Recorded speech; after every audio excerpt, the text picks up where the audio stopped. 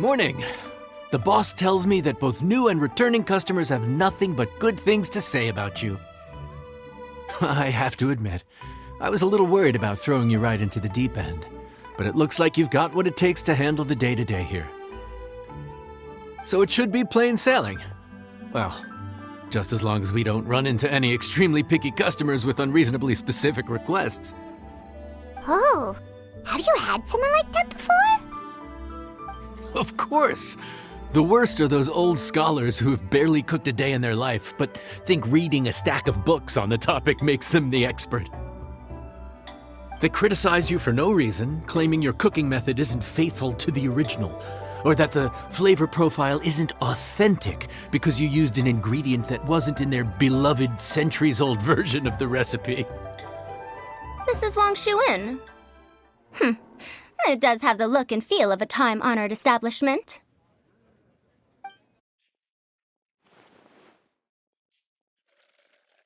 Oh, innkeeper! We'll have each of your signature dishes, please, as fast as you can serve them. The most expensive ones. Farazan! Oops, Madam Farazan.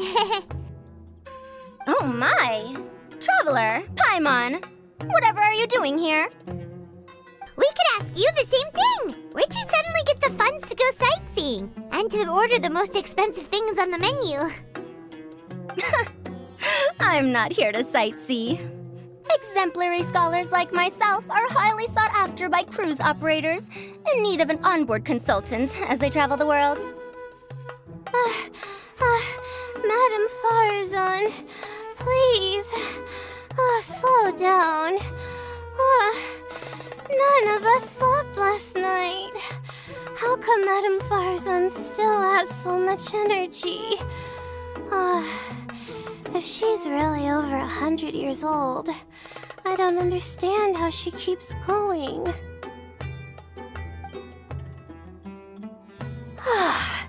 It's all my fault. She's been like this ever since I told her I'd be paying the expenses. Layla! And Dory? Huh. Never would have bet on this combination.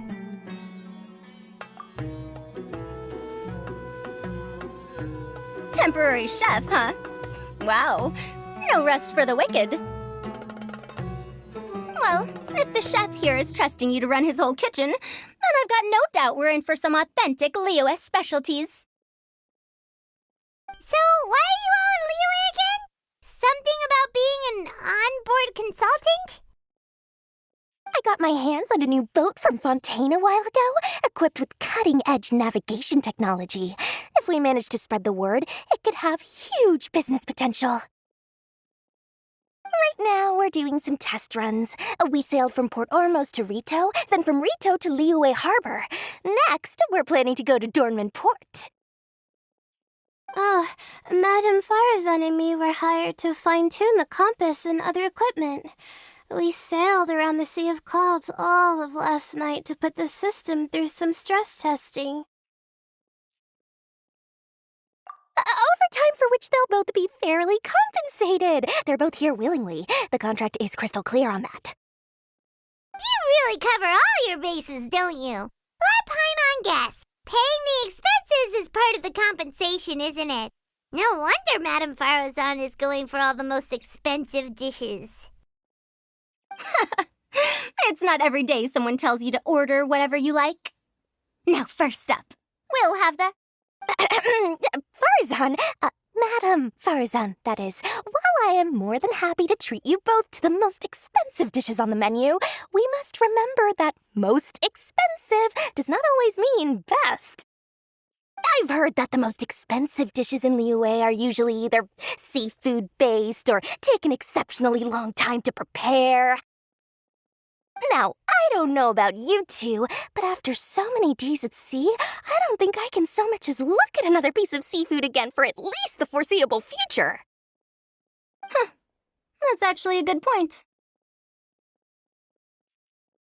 Not to mention that poor Layla here looks like she's about to faint from hunger.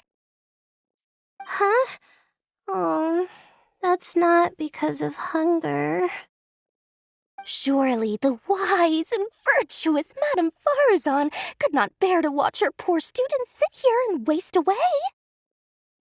Oh, well, of course I care about my students' well-being, but why do I feel like I'm being tricked?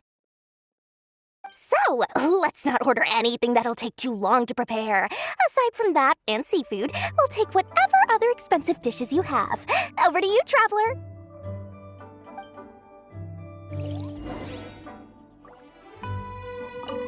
No seafood and nothing that takes too long to cook. The rest is up to you. I had my eye on Adeptus Temptation, bamboo shoot soup, and golden shrimp balls, but I suppose they'll have to wait for the next time. But that could be years from now. Aw, Madame Farazan looks so deflated all of a sudden. Please still try to choose dishes on the expensive side, okay?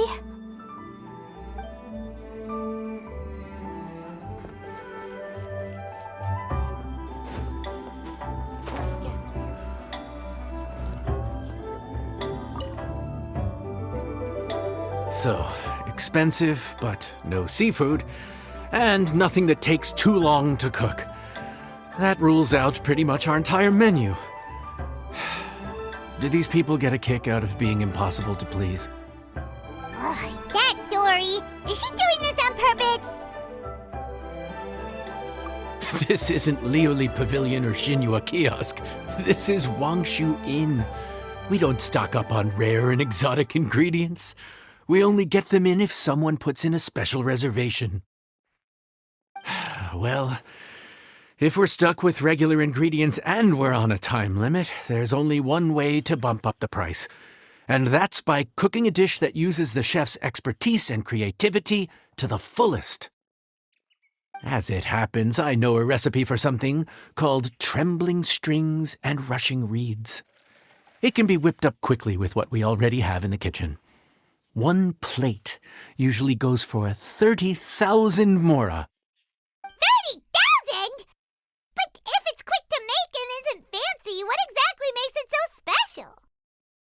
Quick doesn't have to mean quick and easy. To perfect this dish, you need expert knife work and very precise control over the heat. You have to finely slice several different types of meat into fine threads, knead them together into strips, then gently stir-fry them in the pan. What you end up with is a whole variety of flavors that come through layer by layer. This dish is unique in offering a harmonious blend of multiple kinds of meat, all cooked to perfection, while still bursting with their own distinct flavors. Do it right, and you've got a culinary masterpiece in your hands. But if you botch it, it's just a bunch of meat thrown on a plate. Oh, Paimon gets it now! So this dish gets its value not from the ingredients, but the chef's expertise! Now, don't worry. I can take care of the kneading and other prep work for you. You just focus on bringing it all together. Believe in yourself. You can do this! And if you mess it up, Paimon will still be happy to eat it.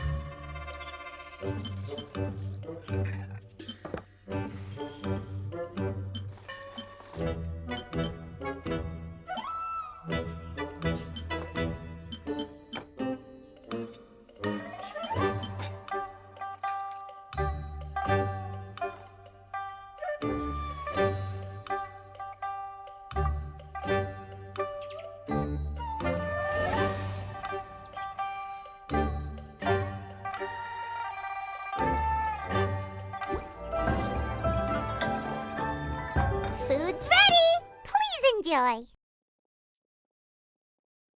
Ooh, smells delightful. Oh, we meant to ask, have you two eaten breakfast yet? If not, why don't you join us at the table? Did Dory just offer us a free meal? When did she become so generous? Let's not forget that the biggest business deals are always settled over a meal. Come on, sit down and join us. Everyone, dig in. This dish looks simple enough, and I did my research, so surely it can't cost all that much. Worst case scenario, maybe 10,000 mora? This dish had better be worth working overtime all night for. Well, traveler, this is the moment of truth. Oh, so tired. So sleepy. I just want to eat up and get to bed.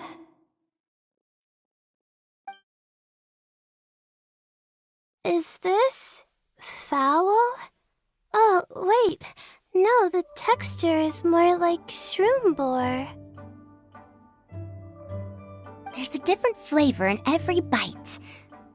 And the discerning palate might detect a hint of something smoked, too. Quite marvelous. How is this made?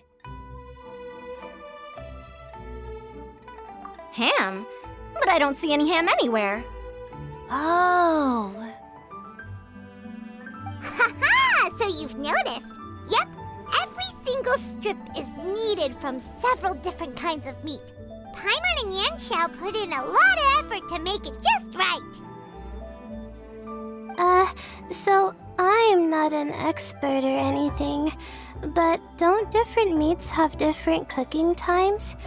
How is everything in this dish cooked to perfection? Well, you see, that's a trade secret. Wow. So this dish really is one of a kind. That makes the whole trip worth it. By the way, does this special dish have a name?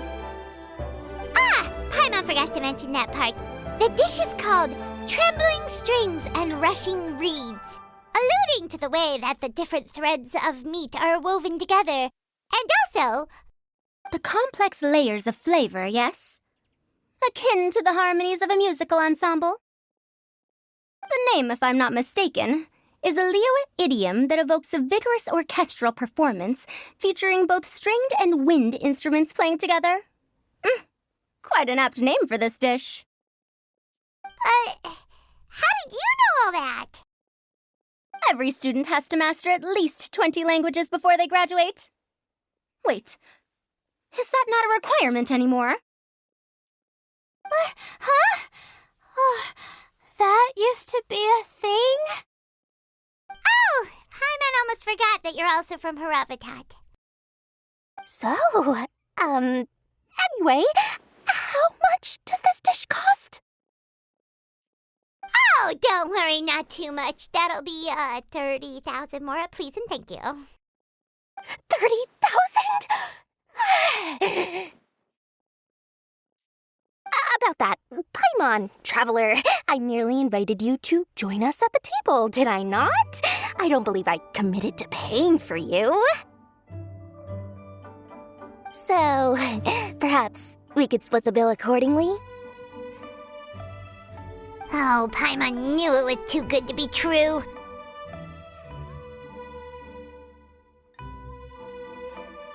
Yeah, as a famous merchant, you've got a reputation to uphold. But every single mora matters, you know? All right. I'll just consider that the cost of learning about this dish. Once I'm back in Sumeru, I'll be sure to find someone to help me recreate the dish. And then I'll make it all back.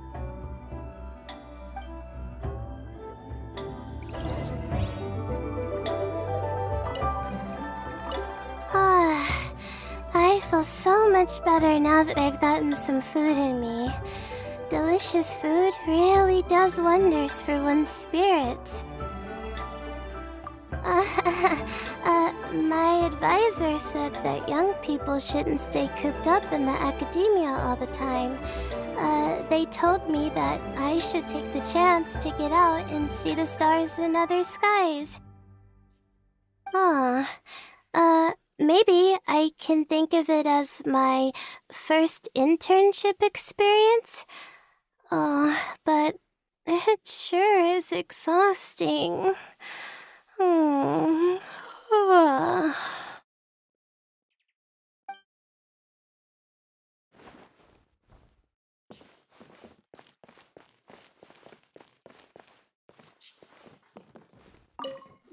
Now, how should I justify a high price tag for a dish without any fancy ingredients? Maybe start by giving it a fancy-sounding name?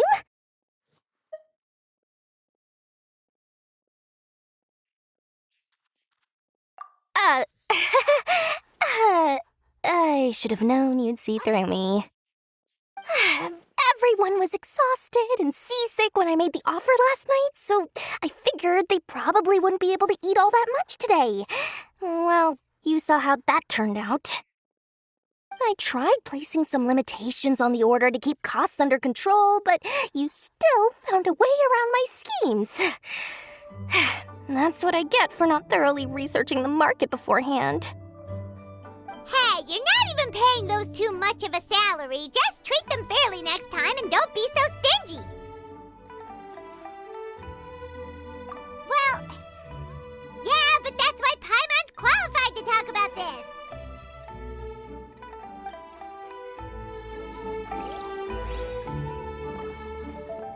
Let me guess where you're from. Even though I didn't get to try Adeptus Temptation or Bamboo Shoot Soup, this trembling strings and rushing reeds was still quite impressive. Thank you for making it. Well, about that, even though newfangled contraptions are hardly my cup of tea, Dory's offer was quite enticing. She said that every time we stopped at a new harbor, I'd be free to go and pick out some ancient books at the market and bring them back to Sumeru. I couldn't resist an offer like that, so I offered to join for the lowest possible pay to undercut all my Kasharawar competitors.